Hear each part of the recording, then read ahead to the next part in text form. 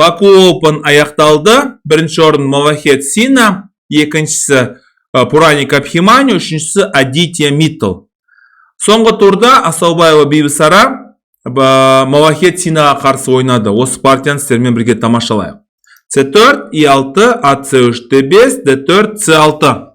Slav Triangle немесе славян үшбұрышы деп аталады. E4, G4 және піл B4 шах.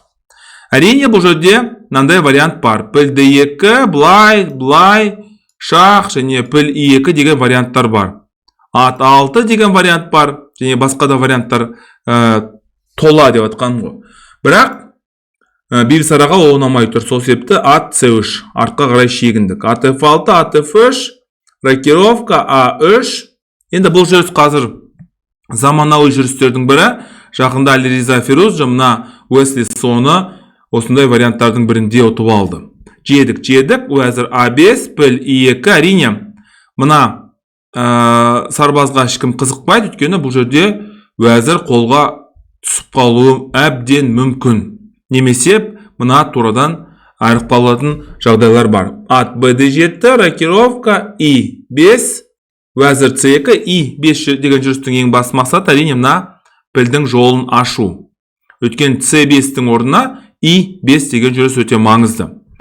Уәзір C2, тура E8, тарыш ережесі артынан орналастыру және C5. Түсініксіз шешімдердің бірі. Неге H3 емес, C5, былай, жедік және ат D4, уәзір E5, піл F3 және A6, D1, C5 деген варианттар болады. Бірақ C5 деген вариант ойнады. B6 бірден, жедік, піл B2, мына піл жетісіп тұрған жоқ. Бүкіл сарбаздардың арасында тұр. Бұл атақты Капабланка ережесі. E4, ат D2 және уәзір G5. Бірден негіз E3 шегені қадағысы кеп тұр мына жерге және мына сарбаздан құтылудың амалы. Жағдай қиын.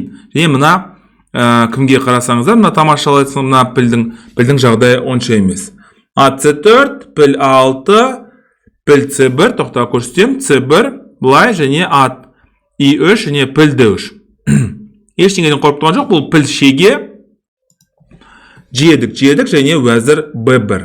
Ат D5, жедік, піл E3 және тура C8, піл D2, ат F6.